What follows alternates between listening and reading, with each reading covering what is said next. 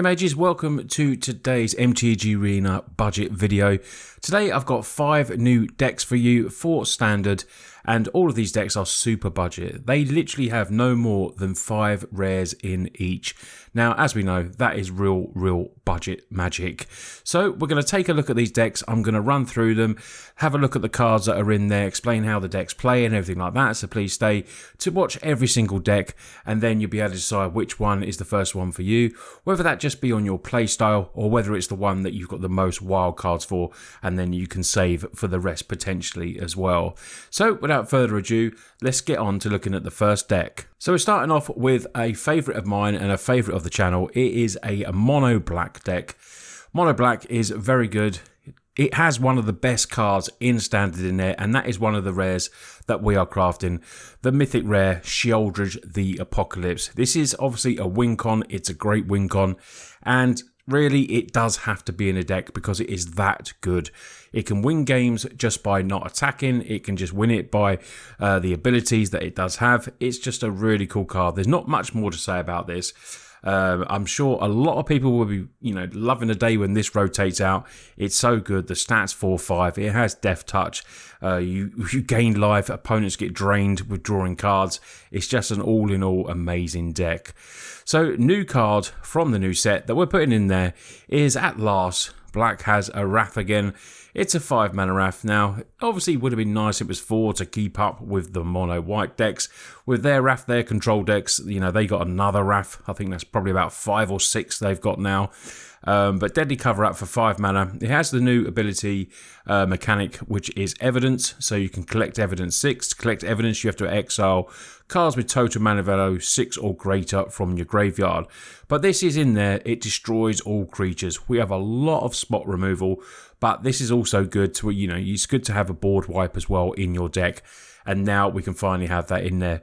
By keeping this to 5 rares, obviously we'll have 2 Sheoldred, 2 of Deadly Cover Up, and 1 that can be another win con as well, which is Virtue of Persistence. Great for the Locthwain Scorn, where you can just kill a creature and gain a little bit of life potentially.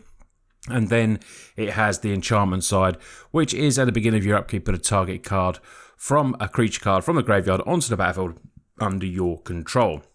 Now, with all of the removal that we have in this deck, hopefully when you come across all those creature decks that are heavily in the meta at the moment, we'll be filling that graveyard up and then potentially putting on some really good, maybe big dinos or anything like that, or opponents Sheoldred as well, because we've only got 2.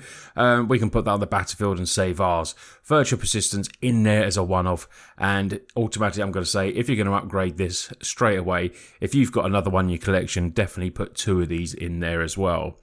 Now, with all the removal that we got in there, it's good to have a card like Morbid Opportunist. Whenever one or more creatures die, draw a card. Ability only triggers once each turn, but if you've got 2 of these on the field, you're drawing a couple of cards, and then you get the trigger of Sheoldred. The combination of this is really good, where then you'll be gaining life as well. So drawing cards, removal, winning, it's just, this is what this card Sheoldred is all about. It does so much, and especially in combinations with cards like Morbid Opportunist as well, because we have removal. Removal aplenty. It is a removal deck. Cut down in there as a couple of. The new Slice from the Shadows to get round, those blue decks are like countering when they've got the flyer is escaping me, the one double blue flyer. Someone will put it in the comments. I'm having a complete brain fog there. But Slide from the Shadows can't be countered, so you can give it a -XX because that toughness is always a 4. So that is a good card to actually put her down as well. Bitter Triumph, really good. Discarding the card or pay 3 life, destroying target creature or planeswalker. Great uncommon card for us. We've got Go for the Throat in there. New card as well, Look Goodbye. Can't be countered. Gets rid of Lily, gets rid of lots and lots of creatures in the red decks for sure. But that extra bit of this spell can't be countered. I think is a nice addition from Karlov, where we've got Slice and Long Goodbye to help us against some control decks as well. Also a couple of Sheoldred's Edict in there. More removal. And then forgetting about this one, Push. Now, Push, we can use it to destroy a tapped creature, but what we're really using this for is a secondary win con here, where we use Pull. So put 2 target creature cards from a single graveyard onto the battlefield, They gain haste until end of turn, sacrifice them. Now, like I said, with Virtue, we can obviously put Virtue in there, and we've got one of them, but we've got 3 of these because they're uncommon, so we can play this. Just take a massive creature potentially from your opponent, 2 of them, put them on there, gain a bit of haste. Potentially we might get the Trumpeting Dinosaur and Discover 5 and might get something on the field as well. We might hit an Atali, an Atraxa, anything like that, and then we can go and do it and just get in with a massive attack and potentially get some more value as well. Talking about value, we got another nice creature from the new set, Unscrupulous Agent here. Target opponent exiles a card from your hand. Nice as a good early blocker for us, and we get to disrupt opponent just a little bit as well. Like Deep Cavern Cat does. Deep Cavern Cat? No, it's not a cat, it's a bat. Deep Cavern Bat. Flying lifelink, look at opponent's hand. Easy to remove, but it's removal that they use maybe a burn spell on this, than they use on our, coming to the dome and hitting us instead. And we do get to see what opponent's playing, which is, really good for this. Land base is simple, 24 swamps, nice and easy. So now we're going to go to the upgrades for this deck. Now I have a mono black deck ready built, so there's none in the sideboard for this because I was putting the upgrades in there for the other decks. But now we're just going to have a quick look at that deck. So this is how I like a full-blown upgraded deck to look like. The Virtue Persistence, like I said, is in there as well. I've only got 1 Deadly Cover Up in here, but I would put 2 in here because I crafted one of those for the other deck, and this would definitely have 2 in. But it has a lot of the same removal, cut down. We've gone for March of the Wretched Snow in there because it gives a little bit of life, but you can keep the Slice in there if you do want. We've got the Bitter Triumphs, the Go for the Throws, the Long Goodbyes, the Sheoldreds as well. But when you're adding in some rare power, you get some really good cards. Sheoldred obviously is good, very good. We have Bloodletter of Alkazos as well, which is great when you're attacking. And, if this is on the field and you're attacking with a Tenacious or Graveyard and then you're doing like 6 damage a time when, they use double the amount of loss, I found that Bloodletter is a really cool card for this deck.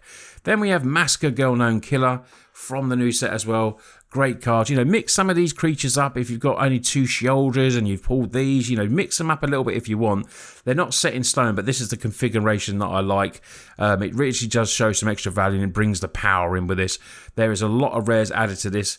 1 rare land I would definitely like to add in is Takanuma, Abandoned Mire. Definitely add that to your lands if you can. If you've got 1, it's still good. Getting the recursion.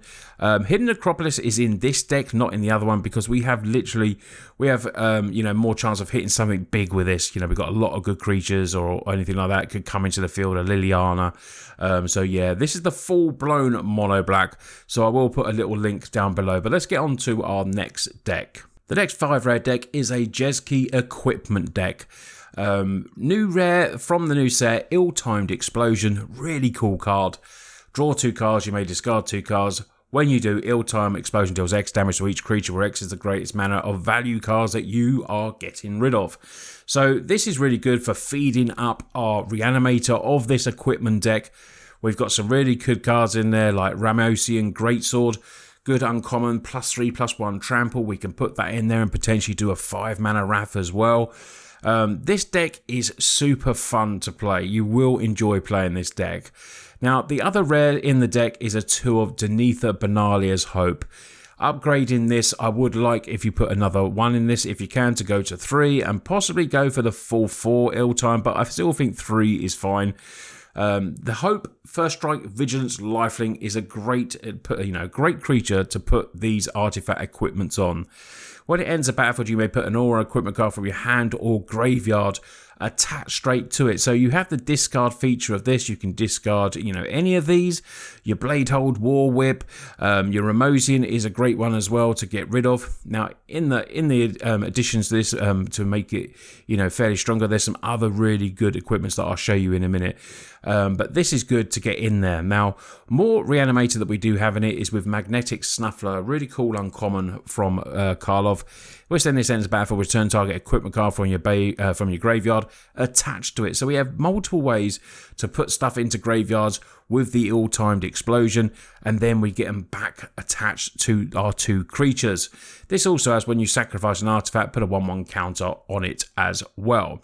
Now, We do have Stern Lesson that makes create tapped Power Stones, so we can draw 2 cards, discard a card, more ways for attaching equipment with the Power Stones, and then having discard features as well to be able to have Magnetic Snuffler come in or Denether and then put something from the graveyard in there. So good drawing cards, and we don't mind about discarding the equipments in this deck, because that's what this Reanimator equipment deck does. Now, we've got Bladegraft Aspirant in there. Equipment spells cost 1 less to cast, and the activated abilities that target the Aspirant cost 1 less to activate. It has Menace, a really good common card, and can really help in this equipment-based deck as well. The other creature is Armguard Familiar. 2/1, War 2, can reconfigure to give the equipped creature +2/1 and War 2. So we'll make your Denether potentially and the Magnetic a little bit harder to remove, which is, really cool. Now, to get rid of, we do play some of the lands in here, like the tap lands, which does slow this down, but it is a Jesky deck. So when you're playing this in budget, you will need like the Cove. I'll put Cove's Cliffs and the Crag in there because they gain life. So if we might be a little bit slower against the aggro decks, we can gain a little bit of life in the world. But the main part of upgrading this deck really is with the lands. So you bring in some lands that are obviously might be lands that are going to do damage to you, the pain lands or anything like that. So with cards like Faithful Mending that gains you life, Lightning Helix that can gain you life as well, we can forsake those new lands that we're potentially going to put in, and then get that life back, which is pretty sweet and what you need really in standard. Another equipment that we got is this Hedgewisp Mask. Equipment creature gets +1/1, can't be blocked by creatures with 4 or power greater, which is good. So we can't be blocked by Sheldreds or anything like big like that. The big dinos we can just get through, and they might have to put something smaller if they have it on the field, but we could be potentially getting rid of the small creatures so we can just get through a big, I've had this first strike, this Denether has been really good, really big. When you can give it double strike with War Whip, you really do, double strike with the lifelink is just a automatic win sometimes when you're playing the mono red decks. But yeah, this is a really cool deck, but let's have a little look at the upgrades that I can suggest for it. So like I said, the lands are big to go in there. Go in with whatever you've got. Your Battlefield Forges will be really good because they come in obviously untapped. We can save the life, like I said. We've got a Darker Waste to do the same thing. They were the first lands that I would put in. And then if you have a mixture of Deserted Beach, Sea Chromes and Sundown Passes, that's a good idea. And then the channel lands, always good. 1 of each, a Ganju and an Otawara will just do you well of bouncing something or doing 4 damage, gives you a little bit of removal. Now adding in an extra big equipment that's good for the ill-timed is Dragonwood Glider. 4 million, so you get that creature rebel that comes in. It gets +2/2, flying and haste, flying and great evasion, and then potentially you could put it on your Denether and just get a massive flying first strike vigilance lifelink creature. It will be so good. Also from the new set, Cryptic Coat I do like because it has the ability of creatures. A quick creature gets +1/0 and can't be blocked. So that is a great way to get through with a Voltron type creature and just smash in for the win as well. So if you've got any of that, maybe even just put in a couple if you can. I think that would be very good. Possibly dropping down, you could drop maybe 1 Blade Hold down and Hedgewick to make room for these. And obviously the Great Sword is really good. I do like the Greatsword, but that is what I would probably swap for the Glider, or have a mixture of them both. Anyway, that would be a good idea. One creature that I thought would be nice is Astor, Bearer of Blades, a 4/4. When it ends the battle, look at the top 7 cards you load and reveal an equipment card. So helps go through the deck. Nice big 4/4, and equipment you control has Whip 1, which is really, really cheap and really sweet. Although, because when you look at the blade hold, the equip there is 5, but it can cost less, but still 5 potentially sometimes. So equip 1 with the Astor is a really, really good card to come in. And what I would probably swap for this, I do like Bladeguard Aspirant, but I would probably take out Armguard and then just put a couple of them in its place. This is Jesky equipment. Let me know what you think of this one. Let's get on to the next deck. On to Monog Green. This is a really fun creature-based deck. Has 27 creatures in total and 9 non-creature spells in this one. This is really sweet. Then a rare what we're utilising is one of my favourites from Karlov, which is Archdruid's Charm. We're going to have this in there as a 2 of. Choose one, search your library, instant speed, land ramp, or you get to try and find a creature or something like that. 1/1 counters on target creature, then doing like a fight tactic as well. And also as exile target artifact or enchantment. So great for mono green decks because the triple green makes it a bit harder in some of the other colours. Now, the other rare that we have is a 3-of Sharp-Eyed Rookie. When with 3 of this and 2 of that, if at the moment you've only got, the other way around, then you want 3 and 2, go for that. But this is how I've done it and how it's been working. Ends the battlefield under control. If its power is great, and then sharp up whenever a creature does, you get to put a 1/1 counter on it, and you get to investigate as well. So investigate gives you that artifact where you can pay 2 and draw a card by sacking it. Really, really sweet. So slight counters theme in this deck, slight sub-counters theme. We got Scout that explores and can put a counter on, evolving adaptive that's great turn 1, and then can start to build up with the counters as well. Cankerbloom in there, mainly for its proliferate, which is good, but if we get wedding invitations or something annoying enchantment or artifact, we can sack it and draw a card. But this is really good to, once we've got counters and stuff, to come in and proliferate and get everything up. Armored Scrap Gorger is good for attacking graveyards and an early little bit of ramp if we want, because we've got a couple of 4-mana, 5-mana cards in there. So nice in there, but it's good for attacking graveyards, which is in there for as well for the Reanimator decks, like the one we just spoke about, or any type of Atraxa type of shenanigans going on. This is a new card, a great uncommon from Karlov. +1/1 for each forest you control. We have 22, so this could be absolutely huge. Shame it doesn't have trample. Would be a shame, but be lovely if it was. Probably wouldn't be an uncommon then though. Has disguise 5, so this you can cast it for its face down cost of 3. Then gives it war 2, and to flip it you have to pay 5 mana. But when you do turn it face up, search it over for 2 forest cards, put them on the battlefield tap. So a nice bit of ramp as well if you want to play this. I've generally just been playing this and putting it down as 2 mana, potentially 3/3, 4/4, 5/5. It could be absolutely anything, and is a great little addition to mono green decks, especially for us budget players. As well as Case of the Trampled Garden. Now, this is when we can get the trample on a big flourishing Bloomkin. Has the counter theme here, distributing 2 counters and 2 target creatures you control. Is the ability to solve and solve, so creatures you control have total power of 8, which is quite easy in this deck to be honest. And then when it is solved, whenever you attack, put a 1/1 counter on target attacking creature, and it gains trample, which is what we were looking for flourishing. And it's great to get in there with a massive hit when you've got this on the field and it's solved, and it's just getting bigger and bigger, which is so cool. Some other new cards: Green Belt Radical, turn face up at a 1/1 counter on each creature you control. So put this down early for the 3 mana. It will have war 2, a bit of protection. Now the disguise on this is huge. It's 7 mana. But we do run Armoured for that little bit of ramp that I just speak about as well. And late game, this is something that can just help us out. Creatures you control gain trample, which is great as well. So we can potentially get over with that extra bit of damage. There's some cool cards, cool green cards in this new set. And I do love this mono green deck, I must say. I've been playing it and it's been super fun. Obstinate Baloth, just a value creature for us, 4/4. When it ends battle, gain 4 life. If we cause to discard this, so if it's like a Lily deck or anything like that, we can just put it straight onto the battlefield, which is nice.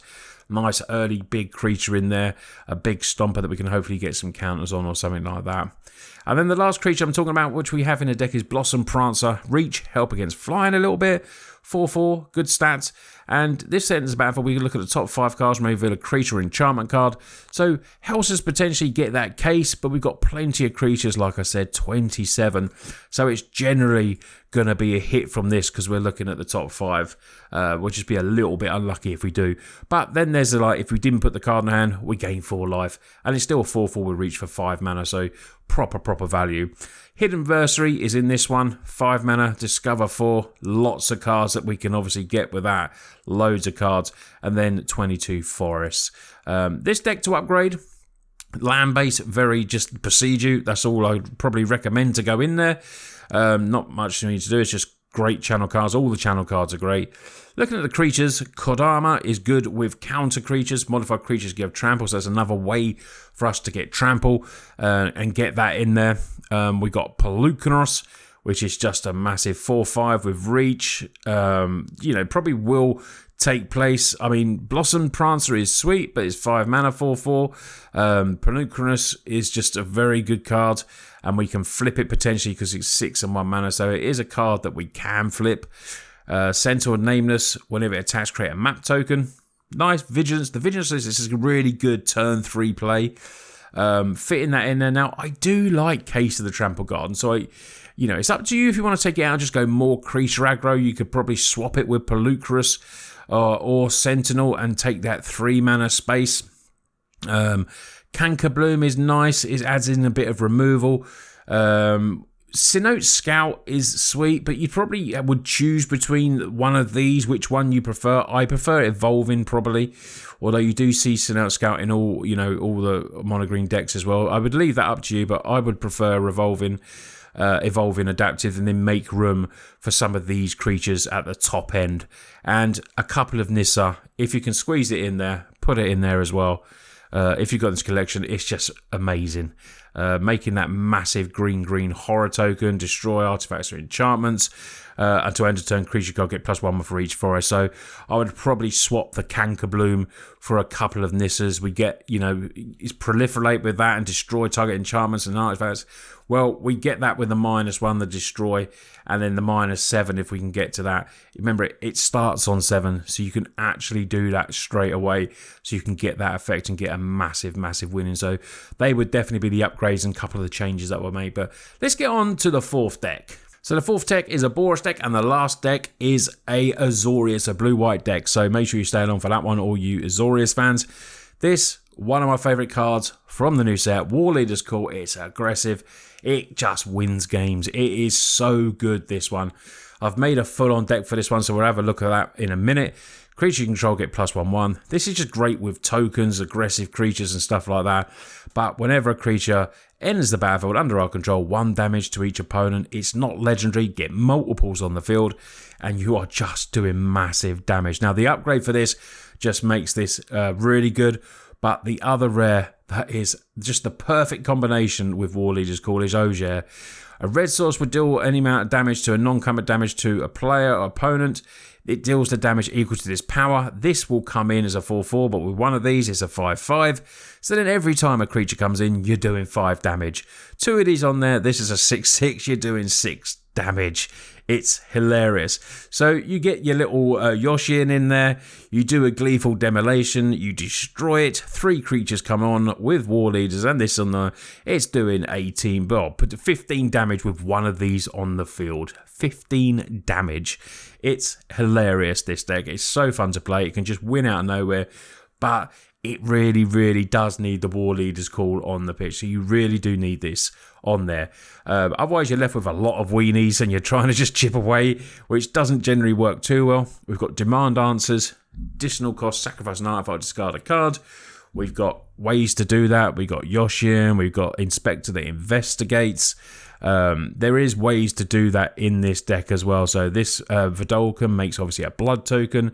So plenty of ways that if we don't want to discard, we can sack one of his artifacts and try and find our 2 Wincons in this deck. Sweet in the deck as well, Immoden can create a token, but the best bit about it is if you just got a load of 1/1s and you're not finding your call, this is another Wincon-esque where you put it into the battlefield. It creatures you control get +1/0 in haste. So it gives you that extra bit of buff if you manage to get, lots of damage in, and then you can just come down with a swooping wind potentially with creatures given haste and just a little bump up there, because we have ways to make, we've got lots of little creatures, ways to make tokens. Resolute Reinforcements comes down with a token as well, so double damage. It's just such a really cool, fun deck. I love this card, and this combination with this is mental.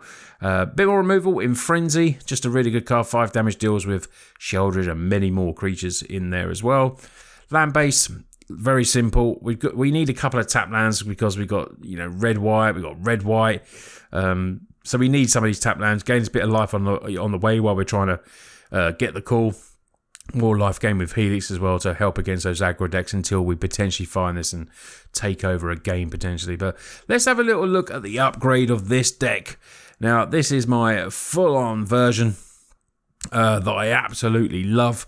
So enjoying playing it. So we're going up to four war leaders call. See if I can get my words out today. We still have Auger. Has the Convoke theme with Errant of Nios, because we've got lots of tokens coming in, so we can get this on there and then, you know, reveal cards and try and get extra creature cards. Also, Virtue of Reality. You know, if we're not getting the War Leaders Call and the pump, we want to get the pump with this. It will make a token for us. And then it's another way to constantly build up the counters on our massive team is what we want to do. So the rares also added in Song of Totentaz. Brilliant. I've won with just playing this. Don't worry about attacking. If you've got a couple of these on the field, and you know, if you've got Ojar, it's just game when you play this normally. Even if you play it for 2-3, you've normally got in there and you're just doing the win, to be honest. But yeah, it's a great combination. It does give haste. So even if it's haste with you know, these on there, giving the +1/1 really does help. You're just flying in for wins. It's a very, very aggressive deck. Still the same, you know, base of the deck of the Frontliner, the Demolitions, the Epicures as well, Resolute. But we also add in Charming Scoundrel, because it can make the artifact token. We can draw, discard, another hasty creature, which is nice as well. A single demand answers in this. I'm just running one because we do have 4 of these in there, and this can draw cards as well. Maybe not as you know, obviously not 2, but it is more triggers and more aggression with the War Leaders also. I feel like Charming Scoundrel is great, but if you haven't gone there, just put more, you know, like demand in. Make your choice of what you got. Extra removal, Get Lost, just a couple of them in there. And then we go to the land base. Now, Mirex can make tokens, which is perfect for War Leaders Call, so smash that in there. And also Sokizan can be played for the Chanakos and make 2 tokens as well, can come in and do some damage. And then it's just a mixture of the other Ganju basics. And I put a couple of Restless Bivouac in there. Put a 1/1 counter target creature you control whenever this attacks. It's a 2/2 Ox. So another way to make a creature and potentially buff something up. But yeah, this is one of my favourite decks. Please give it a go if you can and just have some fun when you start smashing people with Ajer and War Leaders Call. It's just absolutely hilarious. Final deck is a blue-white Mentor of the hand. So main deck cards in this one is Monastery Mentor. In there's a 3 of Prowess. We've got lots of spells in this deck. We're trying to make monks with prowess and just amass a massive board with this, which is what we want to do. We need ways to recur it. So Helping Hand, return target creature card with mana value 3 or less from your graveyard to the battlefield tapped. Now, if we can't protect it with our counter spells, we've got Spell Pierce in this deck. You also, you know, the ways to protect it is the new card No More Lies, which is really good, counter unless they pay 3. Those older players will know of Mana Leak and how good that was, so No More Lies is just really good as well. But the way you're playing this deck is to get really your Monastery on there and then protecting, filling up wherever you can.